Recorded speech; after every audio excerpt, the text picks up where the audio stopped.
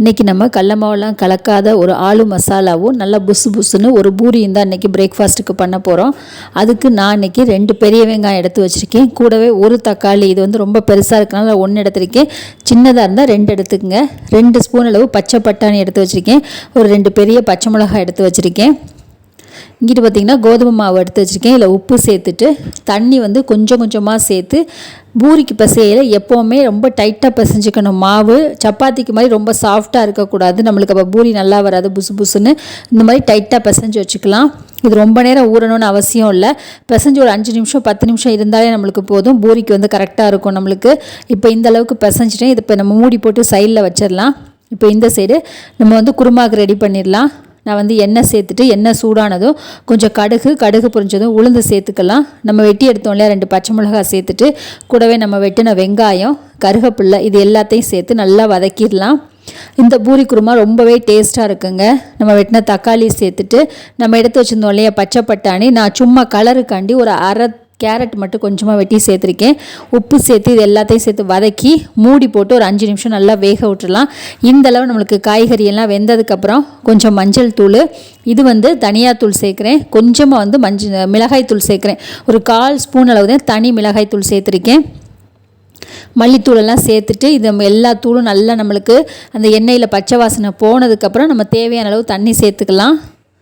இப்போ நான் தண்ணி சேர்த்து மூடி வச்சுட்டேன். இப்போ தண்ணியுமே நல்லா கொதிச்சிருச்சு. இப்போ 2-3 உருளைக்கிழங்கு நல்லா வேக வச்சு இந்த மாதிரி தோல் உரித்து மசிச்சு எடுத்து வச்சுருக்கேன்.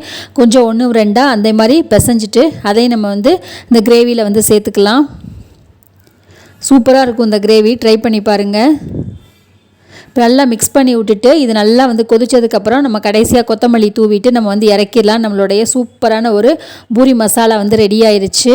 நம்ம கடல மாவு எதுவுமே சேர்க்கலாம், நல்லா டேஸ்ட்டாக இருக்கும்.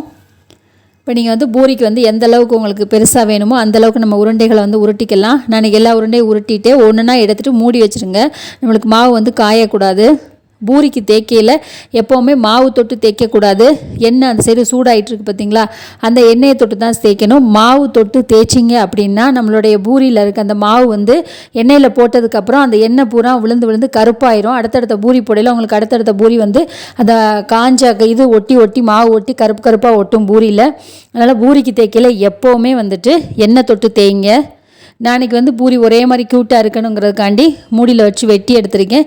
கொஞ்சமாவது கனமாக இருக்கணும் பூரி. ரொம்ப லேசாக தேய்ச்சிங்க அப்படின்னா நம்மளுக்கு அப்பளம் மாதிரி ஆயிரும் பூரி. அதே மாதிரி பூரி போடையில் எண்ணெய் நல்லா சூடாக இருக்கணும். எண்ணெய் சூடாக இல்லாட்டினாலும் பூரி நம்மளுக்கு அப்பளம் மாதிரி அந்த மாதிரி ஆயிரும்.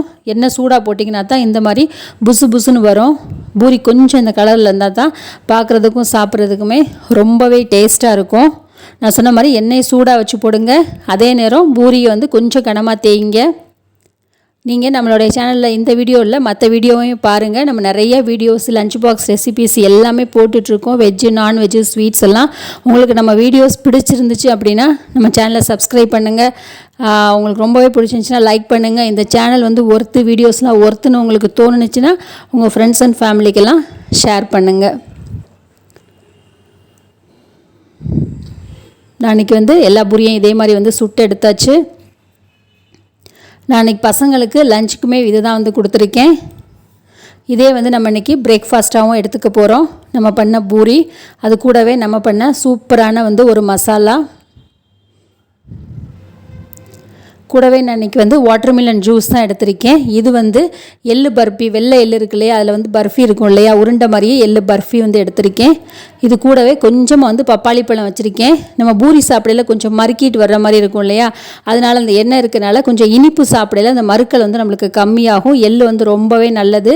எள்ளு வெல்லம் சேர்ந்த பர்ஃபி தான் நான் இன்றைக்கி எடுத்து வச்சுருக்கேன். ஸோ எப்போவுமே இனிப்பு ரொம்ப ஆயிலி ஐட்டம் சாப்பிட்டிங்கன்னா கொஞ்சம் இனிப்பு சாப்பிடுங்க, கரெக்டாக இருக்கும். இதுதான் இன்றைக்கி நம்மளுடைய பிரேக்ஃபாஸ்ட்டு.